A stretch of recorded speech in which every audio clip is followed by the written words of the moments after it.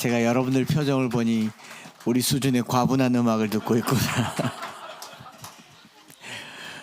감상하는 건지 주무시는 건지 몰랐지만 감상하고 있었겠죠.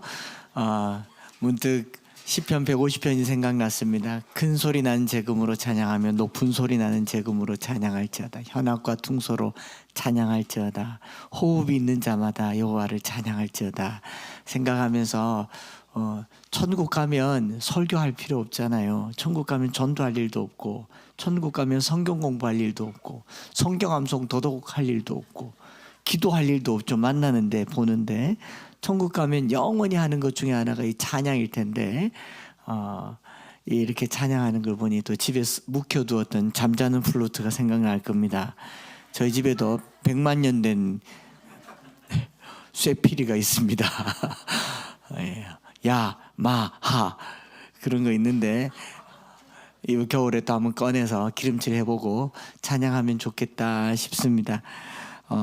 네, 어느덧 점심 먹을 시간이 다가왔고 저는 오늘도 소임을 다해서 최선의 시간으로 여러분들에게 실망을 끼쳐드리지 않을 것을 또 마음으로 다짐해 보면서 헤롯이 죽기까지라는 좀 생뚱맞은 성탄절 메시지를 전하려고 합니다. 제가 12월이 되면 저만 그런 줄 알았는데 대부분의 성도들이 유난히 12월에 아픈 분들이 많더라고요. 날씨도 차갑고 감기, 독감, 몸살, 코로나 보니까 한 해를 열심히 살고 한 해만큼 버틸 에너지가 다 바닥나서 그렇지 않은가. 제 경우는 좀 그런 것 같더라고요. 그래서 이 연말을 좀 잘 보내면 내년이 조금 쉽고 그렇던데 12월이요 1년 중에 태양량이 광량이 가장 적은 시기입니다. 12월부터 2월까지가 이 남중고도가 가장 낮고 낮의 길이가 가장 짧고 기온이 가장 낮은 시기 절기이고 그래서 한 해를 마감하고 한 살 더 먹는데 더 애쓰는 것 같아요. 더 힘들 것 같고 유난히 추운데 올해는 더 춥죠. 기상학자들이 하는 말 들으니까 이 지구가 탄생하고 5번째로 추운 겨울이 이번 겨울이라고 얘기합니다. 그러니까 진짜 한파가 몰아치고 있는 날씨인 것 같습니다. 그렇지만 이 또한 지나갑니다. 지나갈 거고 매섭게 차가운 겨울도 흐르는 시간을 이길 수는 없을 겁니다. 곧 봄이 오고 이제는 아유 더워 그러며 이제 껴입었던 옷을 벗을 날도 곧 올 테니까 그때까지 잘 참고 견디고 건강하게 돌보며 지냈으면 좋겠습니다. 허미진 집사님께서 열심히 댓글 달고 한다고 그랬는데 안 다시는 게 수상합니다. 아멘도 안 하시고 확인해 볼 겁니다. 이렇게 깨알같이 이렇게 유튜브로 출석 점검하고 있다는 거.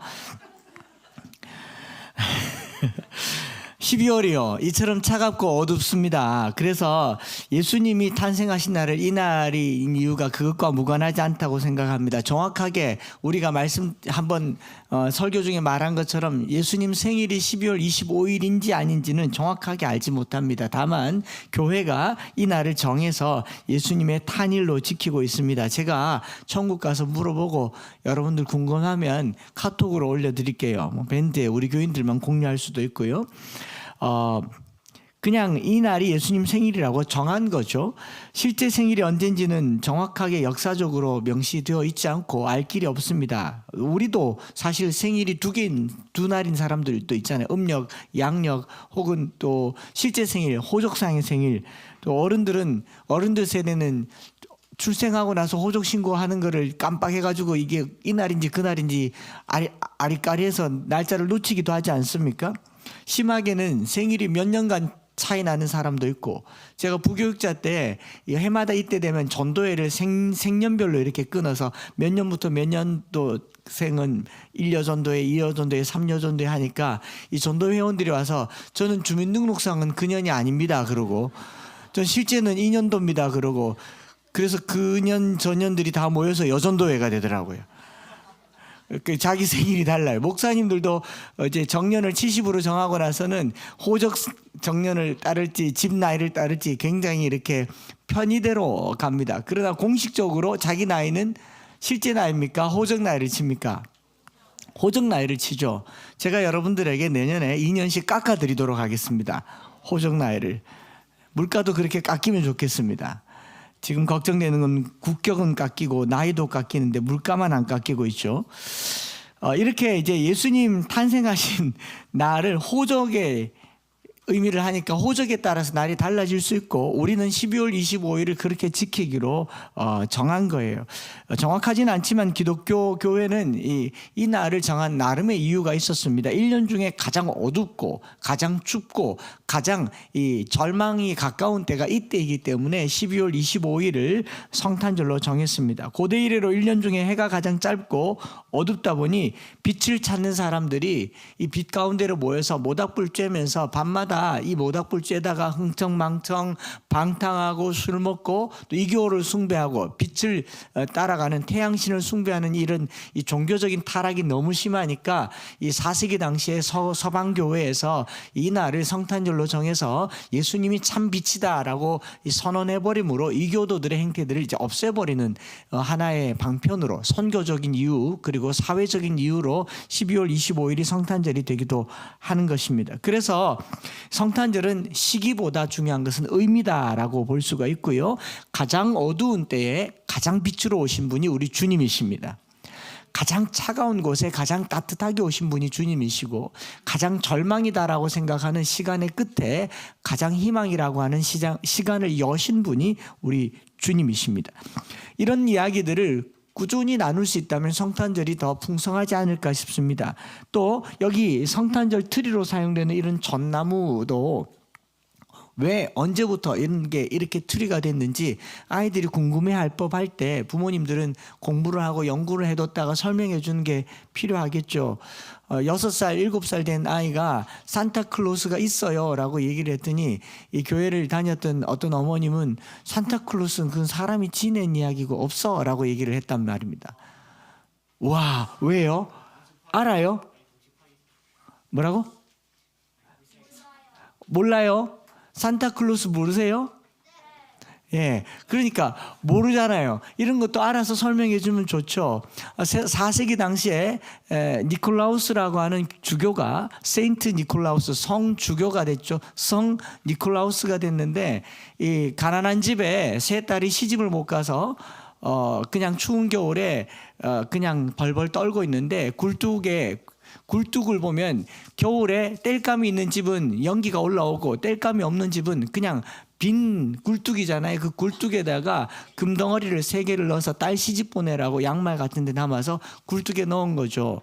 거기 불을 피우면 녹아서 없어질 텐데 그냥 차가운 굴뚝이니까 거기서 선물을 발견하게 되고 이 3딸이 시집 가게 된 것이 계기가 되어서 그 사람의 선행으로 이제 가난한 사람들에게 희망이 주어졌고 그 굴뚝에다가 그 선물을 넣는 이유도 겨울에 땔감 없을 정도로 가난한 집에 따뜻함이 되는 그래서 세인트 니콜라우스가 돼서 노르웨이에 그리고 북유럽에 그리고 17세기 18세기 지나서 이제 미국에 가서 이제 산타클로스라고 하는 상당히 기독교적인 거예요. 이걸 누가 또 바꿔가지고 산타를 뒤집어 보면 사탄이라 그러고 뭐 굳이 그럴 필요 없습니다. 다 이야기들이 있더라고요.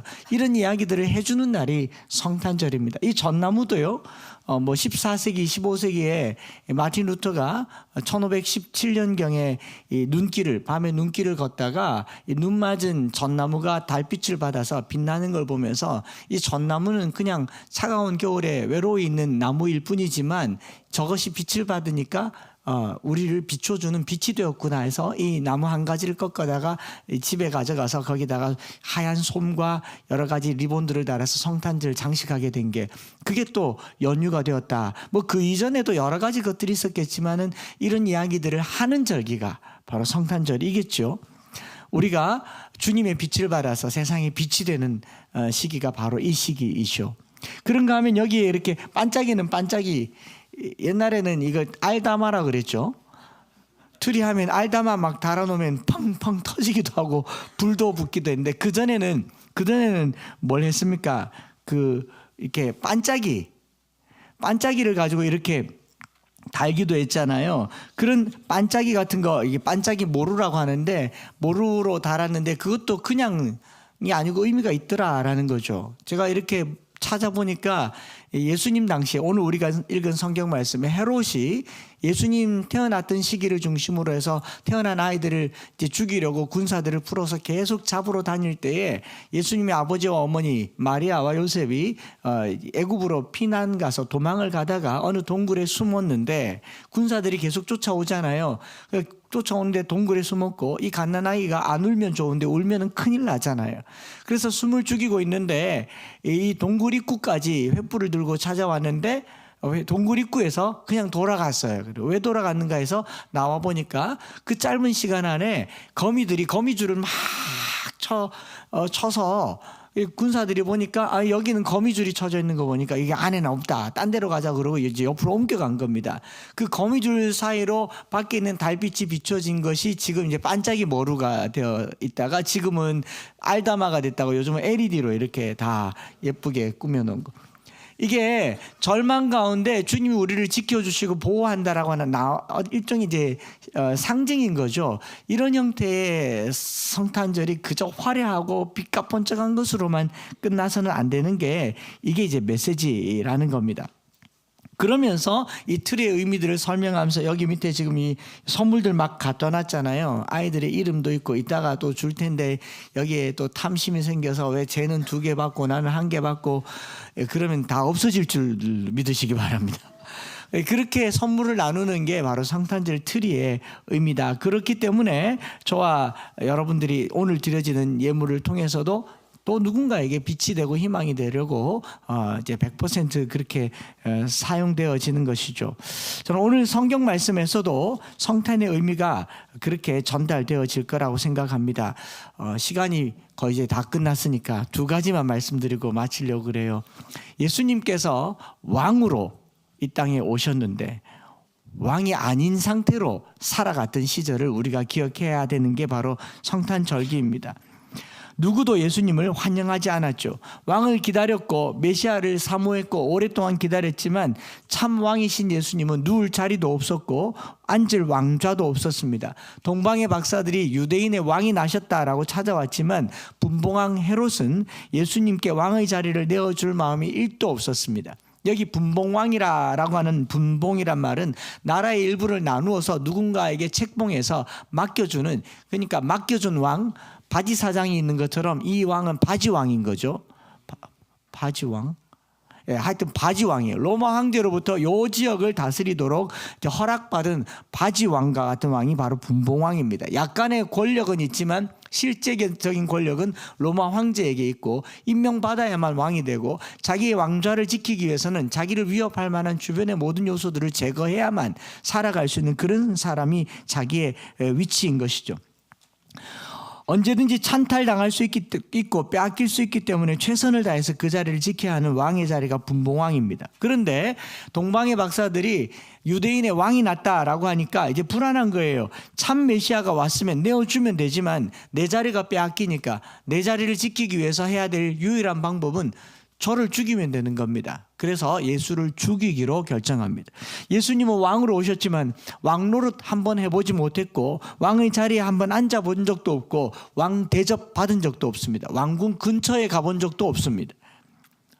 나중에 헤롯 왕궁에서 신문 받은 적은 있었겠죠. 쫓겨다녔고 도망 다녔습니다. 언제까지요? 헤롯이 죽을 때까지. 헤롯이 죽을 때까지. 제가 오늘 전하려고 하는 메시지는 이것입니다. 예수님은 공생애가 시작될 때까지도 왕은커녕 목수의 아들로 살았고요. 헤롯이 죽고 나서 이 목수의 아들로 살고 비로소 공생애가 시작되었지만 여전히 하나님의 나라가 가까이 오니 회개하라 준비하라고 했지만 그 말씀을 받아들일 수 없었던 유대인들은 예수님을 십자가에 못 박아 죽게 한 것이 바로 예수님의 탄생과 생애였습니다. 이쯤에서 저와 여러분들이 하나를 물어봐야 됩니다. 예수님은 참 왕이십니까? 예수님은 내게 왕으로 오셨습니까? 내게도 왕이십니까? 예수님이 성탄절에 내게 오늘 이 시대에 왕이 되려면요 2가지 선행 조건이 따라야 됩니다. 그 첫 번째가 뭐냐면 헤롯이 죽기까지 가짜 왕이 죽어야 됩니다. 분봉왕이 죽어야 됩니다. 제가 대통령 죽으라고 말하는 거 아닌 거 아시죠? 내 안에 헤롯이 있어요. 헤롯이 죽을 때까지 예수님은 애굽에 숨어 지내셨어요. 제가 이 말씀 묵상하는데 제 안에 이런 마음에 감동이 있어요. 내 안에 왕노릇하는 내 자아가 죽기까지 예수님은 오셔서도 애굽에 머물 수밖에 없는 분이 예수님이시다라는 생각을 했습니다. 2000년 전에 이 땅에 오셨지만 예수님은 아직도 왕은 아니십니다. 왜요? 내가 내 인생의 왕이기 때문에. 내가 내 인생에 바지 노릇하기 때문에, 바지 사장 노릇하기 때문에 분봉왕처럼 타인으로부터 인정을 받고 내가 가지고 있는 권력을 유지하기 위해서 이것을 포기하지 않고 오히려 내 안에 오신 예수님을 죽이려고 하고 있기 때문에 예수님은 오셔서도 왕이 될 수 없는 분이 바로 예수님이십니다. 설교 초반에 가장 어두운 시기에 빛으로 오셨다고 했는데요. 빛으로 오신 예수님의 그 빛에서 가장 어두운 데가 어디냐면 등잔 밑이잖아요. 여러분, 예수님께서 오셔서 저 가난한 사람들에게, 불쌍한 사람들에게 빛이 되시고 희망이 되시고, 그래서 성탄절에 구제하고 많은 선행을 베풀지만 진짜 빛이 비춰야 될 때가 어딘가를 생각을 해봤는데 나예요. 내 안에 이 빛이 필요하다고요.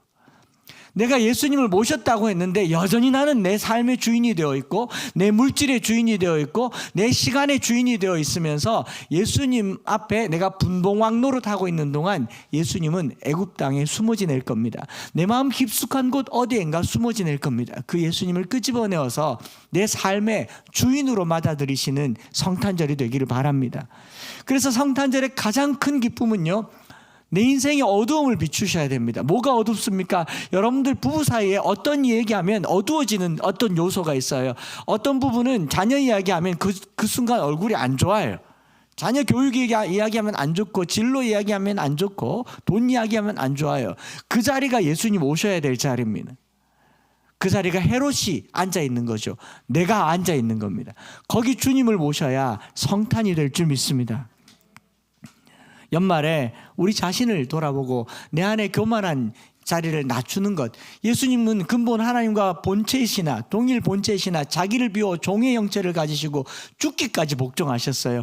오늘 성탄의 의미를 이야기할 때 내가 죽기까지 주님 앞에 스스로를 낮추지 않으면 주님은 여전히 왕이 아니십니다.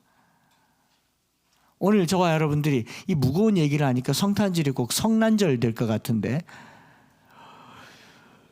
억수로 썰렁한 절이네요.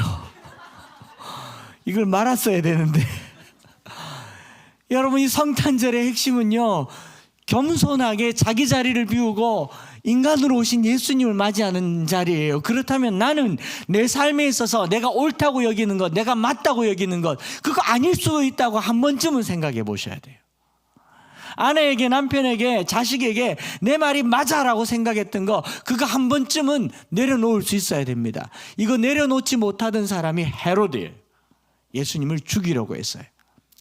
그가 죽으면 내가 영원히 왕이 되니까. 두 번째 말씀 나누려고 하는 것은요, 헤롯이 죽은 후에 예수님의 사역은, 헤롯이 죽었어요. 예수님이 갈릴리로 와서부터 그 가버나움에서, 갈릴리에서, 가나 지역에서 여러 사역들을 시작했지만 예수님의 사역은 곧장 부딪히고 갈등하고 결국 십자가의 죽임을 당하게 됩니다.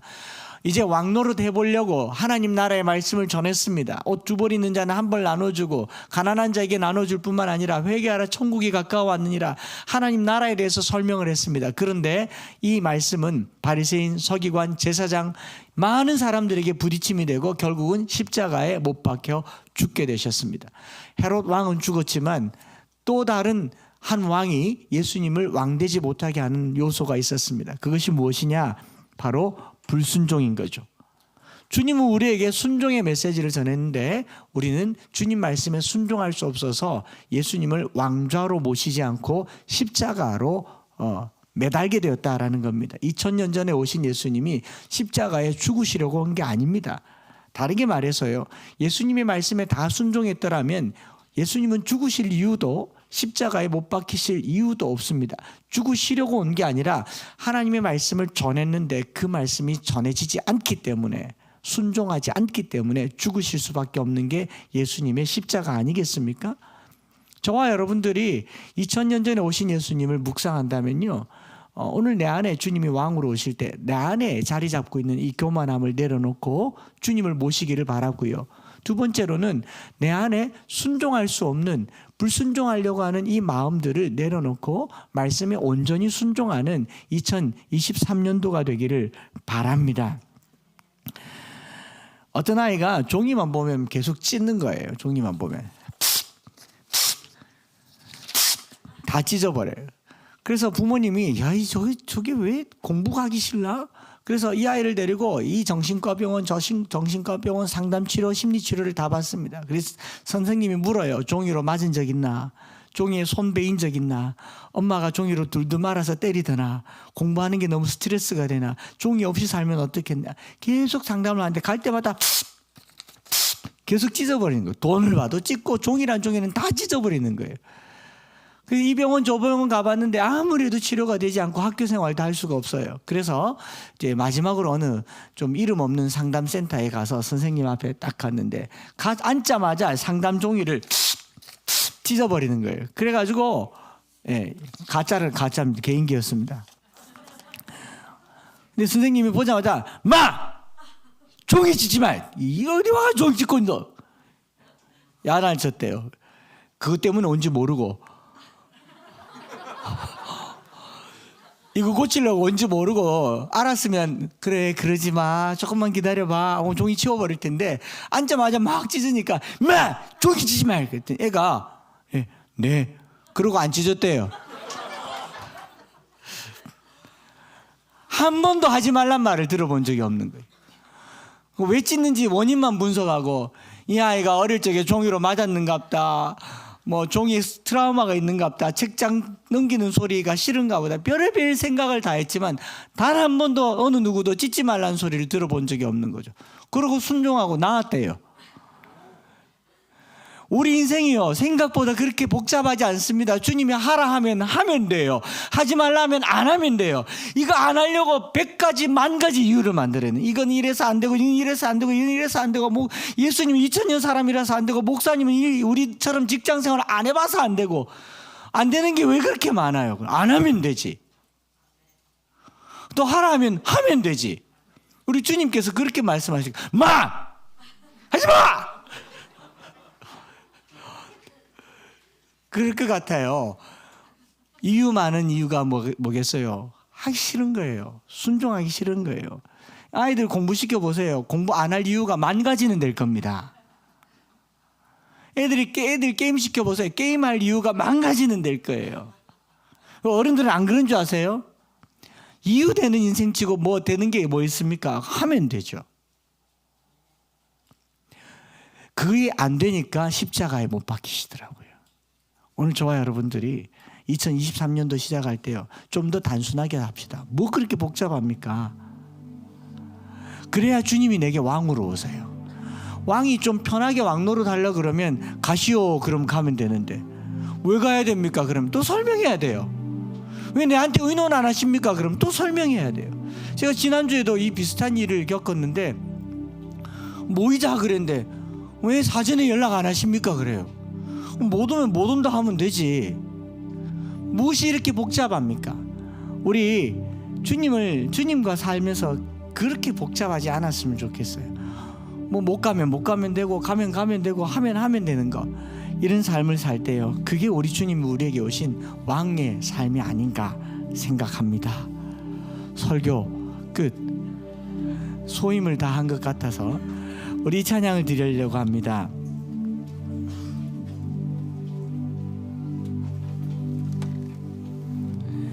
주님 우리 가운데 오셨을 때요 왕으로 오셨습니다.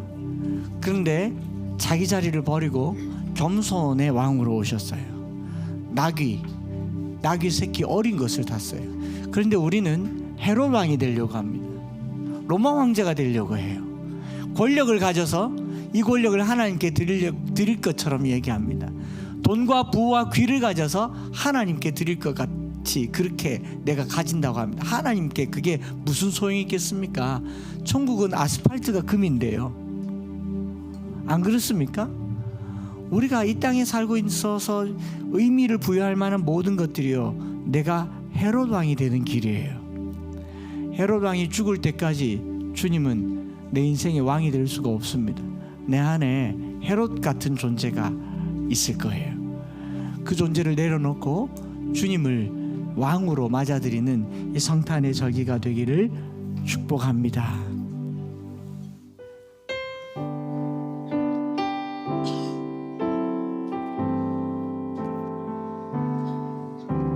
이 땅 위에 오신 하나님의 본체 십자가에 달리사 우리 죄 사하셨네.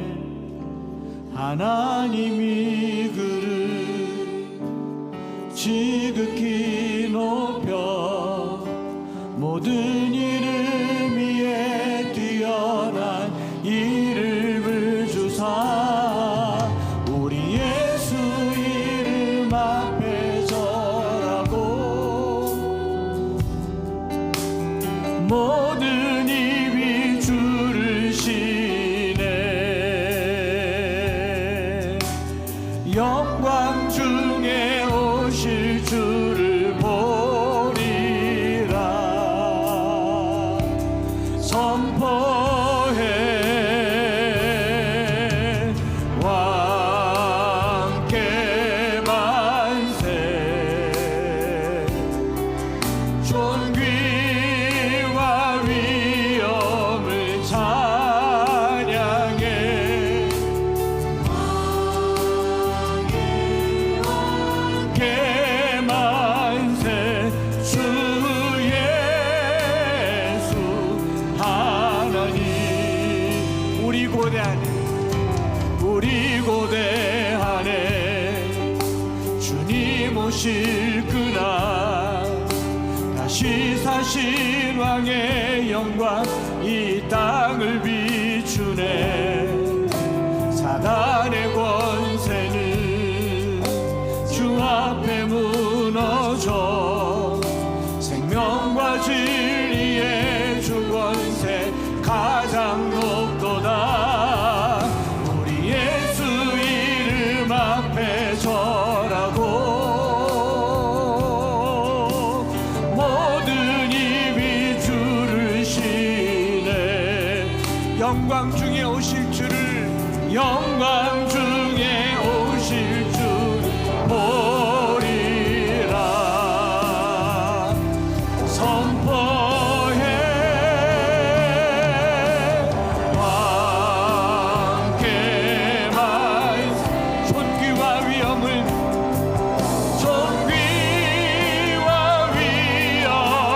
찬양해. 왕께 만세. 주 예수 우리 예수 이름 앞에 절하고 예수 이름 앞에 절 왕으로 오신 주님 모든 입이 주를 시네. 오늘 내 안에 영광 중에 왕으로 오시기를 선포합니다. 보리라. 선포해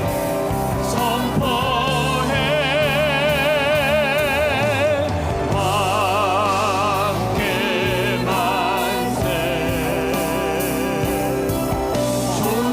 존귀와 위엄을 찬양해. 왕의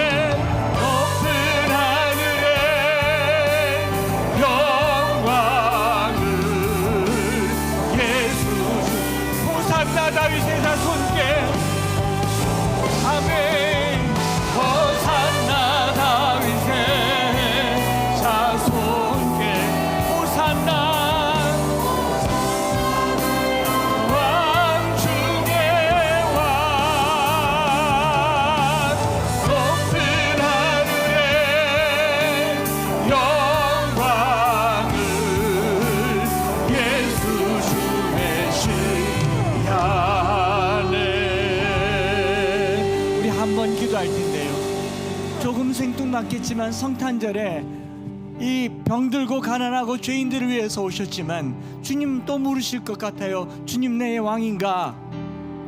여러분, 미국에서 금리 하나만 바뀌어도 온 세상이 들끓습니다. 국가 정책 하나를 눈치를 봐서 살아야 되는 게 이 세상이에요. 그 세상에서 주님이 말씀하세요. 누가 왕이냐? 이 헤롯 왕과 같이 금리 바꾸는 게 왕이냐? 정권 바뀌는 게 왕이냐? 누가 왕이냐? 내 삶을 내가 결정하는 것 같지만 내가 왕인가? 주님이 물으세요. 주님은 왕으로 오셨지 내 종으로 오신 분이 아니세요. 내가 기도하는 기도에 응답해주고 내 기도 들어주는 그런 소원 성취자로 오신 게 아니라 내게 왕으로 오셨어요. 내년에는요, 주님 눈치 보며 삽시다.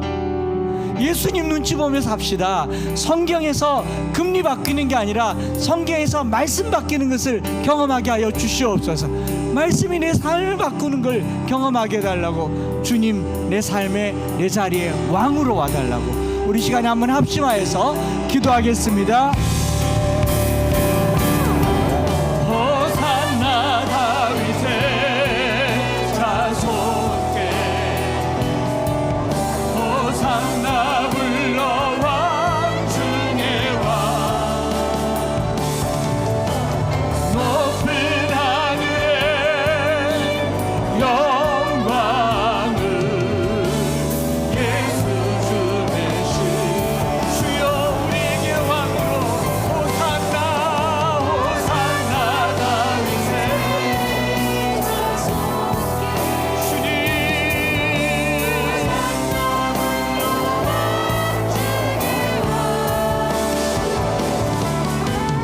높은 하늘의 영광을 예수 주 대신 야네.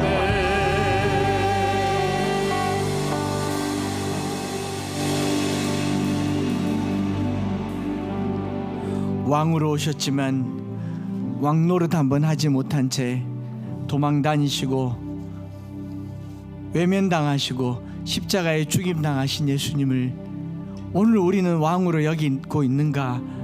내 삶의 주인으로 여기고 있는가?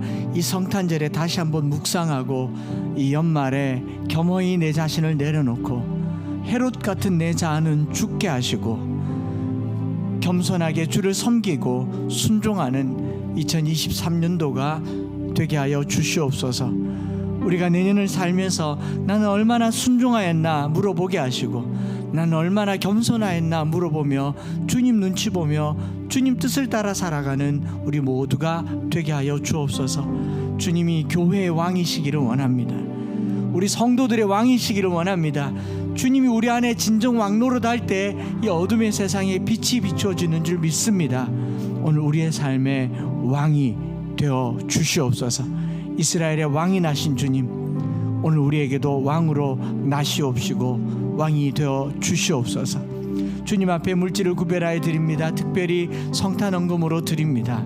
이 땅에 물질이 주인이 아니라 하나님이 주인이심을 선포하고 선언하며 신앙을 고백하는 우리 모두에게 주님 참 주인이 되어 주시옵소서.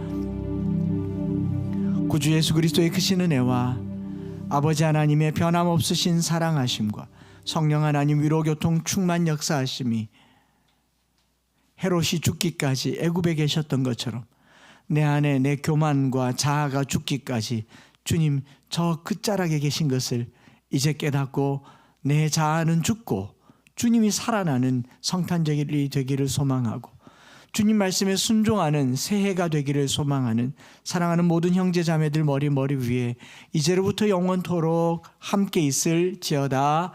아멘.